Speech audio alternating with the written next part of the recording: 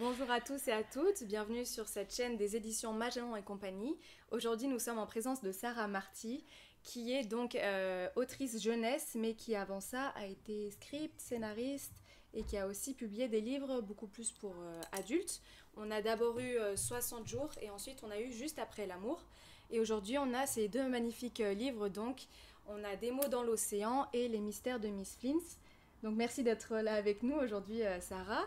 Pour commencer, est-ce que tu peux nous expliquer un petit peu ce parcours et comment tu en es arrivée finalement à l'écriture pour la jeunesse? Alors effectivement, moi j'ai commencé par des études cinématographiques et donc j'étais très longtemps en script, assistant réa, etc. Donc j'ai toujours eu ce point de vue film et l'écriture, je l'ai toujours eu en moi depuis toute petite. Donc pour moi, ça me semblait un fil à suivre logique. Pourquoi la jeunesse? Effectivement, j'ai commencé en adulte, mais je ne terminerai pas là, hein, je continuerai aussi en adulte. J'ai entamé ces livres en adulte avec des sujets très forts, très douloureux, 60 jours effectivement, mais aussi Juste après l'amour.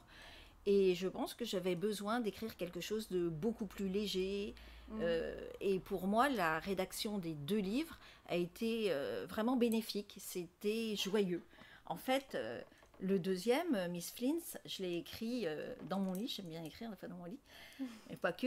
Et vraiment avec le sourire jusque-là, riante.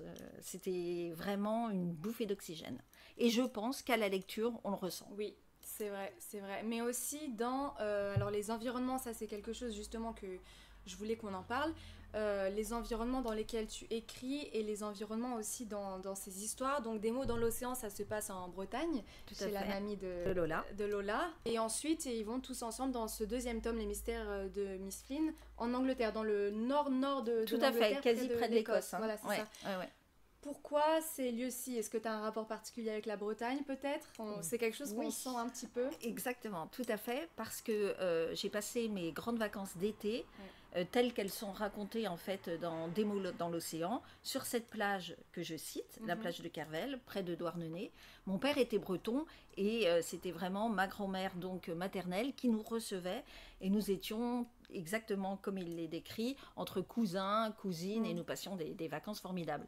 J'ai beaucoup voyagé dans ma vie, mais mon plus grand voyage restera toujours celui que je faisais chez ma grand-mère pendant ces grandes vacances.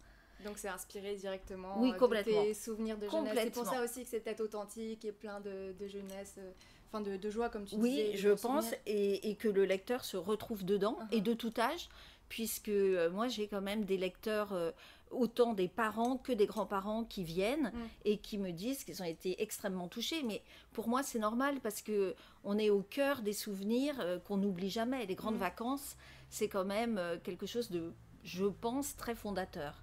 Surtout en famille, avec Surtout les cousins. Surtout en famille, avec les cousins. Inoubliable, inoubliable. Et ensuite, pourquoi le nord de l'Angleterre alors? Ce désir d'exploration de Lola et de toute sa famille. Oui, exactement. Et puis je pense que les premières vacances, de la même façon, les premières vacances en Angleterre sont inoubliables. Enfin, je ne sais pas vous, mais franchement, la première fois qu'on va en Angleterre, on a l'impression de vivre une expérience folle. Moi, je l'ai vécu comme ça, donc je voulais vraiment le traduire. Ça se ressent, c'est un pays qui est tout proche, mais d'un seul coup, on se dit, waouh. Puis il y a la langue, il y a tout ça. Je me suis amusée beaucoup avec les différences de langue. Oui, les différences de langue. Le petit qui dit toujours delicious, oui, delicious. Et ça m'a beaucoup amusée. Je riais en l'écrivant. Et tes habitudes d'écriture en tant qu'autrice, donc c'est chez toi tranquillement? Oui. Moi j'ai besoin d'un lieu inspirant, tranquille, avec mes chats et sans horaire. C'est-à-dire du matin au soir très très tard ou dans la nuit, je dors avec mon ordi sous l'oreiller. Et ça, je pense que c'est tous ceux qui écrivent. Ça permet tout de suite de noter dans un demi-sommeil peut-être la phrase qui va faire la différence le lendemain ou pas. Et voilà. Mais oui, moi je suis très habitée par l'écriture. Un peu habitée tout court aussi, je pense. Et donc, félicitations pour Des mots dans l'océan qui vient tout juste d'être récompensé pour le prix Chronos, donc prix intergénérationnel, prix des écoliers, puisque ce sont des CM1 et des CM2, c'est ça un petit peu partout en France, qui ont voté pour ton livre. Est-ce que tu peux nous raconter un petit peu du coup cette aventure? Comment est-ce que tu l'as appris que c'était Des mots dans l'océan qui était primé? Eh bien, je l'ai su par mon éditeur qui était dans le train et moi-même était dans le train. Donc, une conversation de sourds. Je trouvais ça très drôle parce que même lui avait du mal à entendre l'information via la directrice du jeu, enfin du jeu, du concours, et moi à réceptionner aussi l'info. Mais j'aime bien cette idée-là, tous les deux, d'avoir été un peu bloqués dans un train, et alors que la vie continue, on est dans le train. C'est bien de... On n'oublie jamais, en fait, je pense, l'endroit où l'on est. On a des coups de fil très, très importants. On les oublie jamais, ceux-là.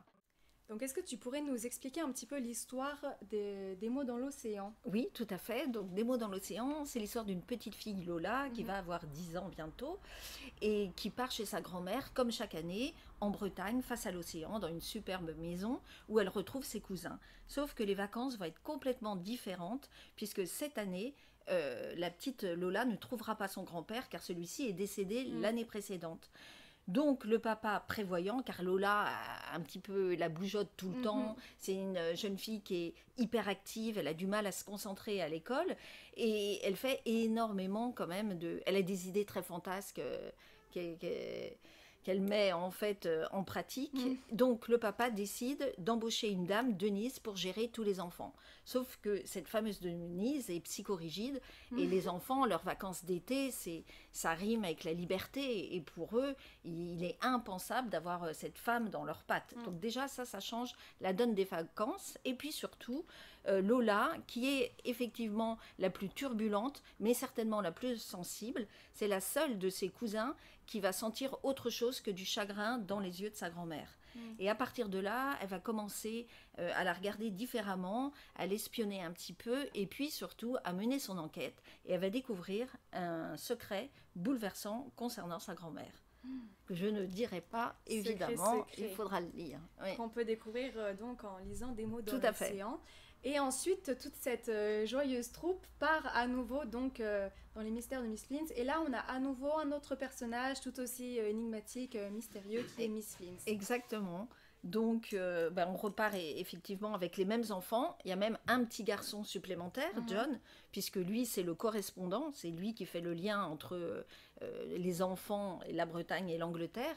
Et donc, ils vont tous arriver chez cette femme, Miss Flint's, qui, elle, est exploratrice. Le rêve de tout enfant, j'imagine, même adulte, de rencontrer une fameuse exploratrice. Chez elle, c'est un fouillis sans nom, poussiéreux, tout semble arrêté. Et effectivement, toutes les pendules ont cessé de battre, dirais-je, à la même heure. Et les enfants vont commencer à mener une enquête en se posant des questions. Et là, ils vont être happés dans une histoire complètement folle, mais toujours en se cachant, évidemment, de cette fameuse Denise, qui est toujours là pour les accompagner à nouveau, et puis aussi de Marguerite. Donc chacun vit, en fait, j'ai envie de dire, son Angleterre. C'est-à-dire la grand-mère, elle va découvrir ce pays. Elle n'avait jamais été là-bas. Denise, il va lui arriver, elle aussi, cette fameuse femme psychorigide, d'une aventure qui va la bouleverser. Et puis les enfants, eux, on va vraiment rentrer dans l'aventure absolument. Voilà. C'est ça aussi que j'aime beaucoup dans ces deux romans, c'est qu'en fait, en fonction des chapitres, tu changes de narrateur. Tu changes de point de vue complètement.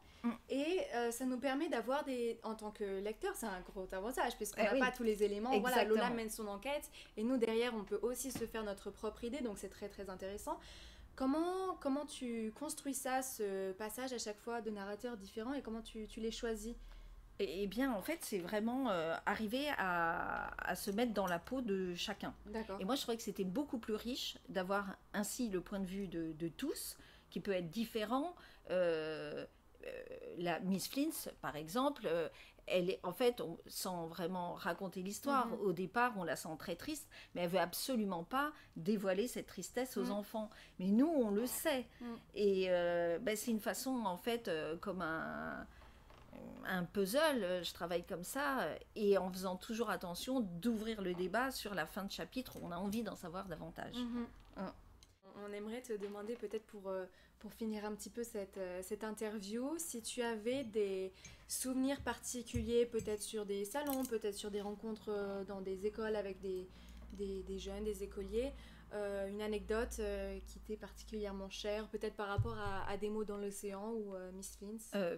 Des mots dans l'océan, effectivement, je vois à quel point les enfants adorent ce livre. Là, c'est un petit peu tôt pour Miss Flins parce qu'il vient de sortir, donc j'ai pas encore j'en ai déjà de très bonnes, mais j'attends d'en avoir davantage. Mais Des mots dans l'océan, les enfants en fait s'identifient énormément à Lola et ses cousins. Et ce n'est pas qu'un lectorat de petites filles, pas du tout.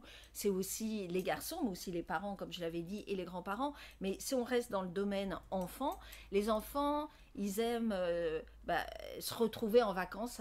Il y en a beaucoup qui m'ont dit oh mais c'est ma copine Lola, oh j'adore Lola, est-ce qu'on pourra la revoir? En fait, pour eux, elle existe véritablement. Mais c'est peut-être aussi parce que j'ai oublié de le dire, j'ai 10 ans. C'est la magie. C'est pour ça qu'elle est aussi réelle, en fait. C'est ça. C'est toi, en fait. C'est ça. Et donc, moi, il y a aucun problème. Et ça m'amuse quand ils me disent autant l'aimer. Ils ont beaucoup, beaucoup d'affection pour elle. Et puis aussi, ce que j'aime beaucoup, c'est tous les enfants qui viennent me voir et qui me disent, mais maintenant, moi, je fais un journal. Parce que, oui, on a oublié de le dire. Tout Lola, le livre, Des mots dans l'océan, c'est avant tout le journal de Lola. Donc ça permet aussi aux enfants de s'identifier facilement. Parce qu'elle parle comme eux, elle est au même niveau qu'eux, donc, et elle a son jugement d'enfant. Et ça c'est sûr. Je ne me trompe pas là-dessus. Et les enfants, on ne les trompe pas, ils s'y retrouvent. Et donc il y a beaucoup d'enfants maintenant qui me disent, oui, ça y est, moi j'étais un journal comme Lola. Non, les rencontres avec les enfants sont très, très enrichissantes. Et tu les pousses aussi peut-être du coup à écrire eux-mêmes? Oui, tout à fait. Et j'ai beaucoup de lectrices plus que de lecteurs qui m'envoient leur rédaction, qui me donnent un moment d'aller corriger. Et ce que je fais, parce que je trouve ça génial. Donc pour tous ceux et celles qui cherchent une belle lecture de l'été, pour les petits mais pour les grands également, on l'a mentionné, c'est pour tout le monde, on vous invite à retrouver Des mots dans l'océan pour une belle lecture au bord de l'océan, en Bretagne ou autre part en vacances. Et si vous souhaitez suivre Lola et continuer à enquêter sur plusieurs mystères avec elle, donc Miss Flins également disponible en librairie, sur internet. Merci beaucoup Sarah. C'est moi qui vous remercie de cet accueil et de ce thé delicious. Delicious. Et on vous invite donc à nous retrouver, déjà à suivre les prochaines vidéos sur notre chaîne YouTube et sur nos réseaux sociaux, et à nous retrouver en librairie et sur internet pour des séances de dédicaces avec toi Sarah et pour peut-être tes prochaines parutions. Tout à fait. Voilà. Merci encore et à bientôt. Merci.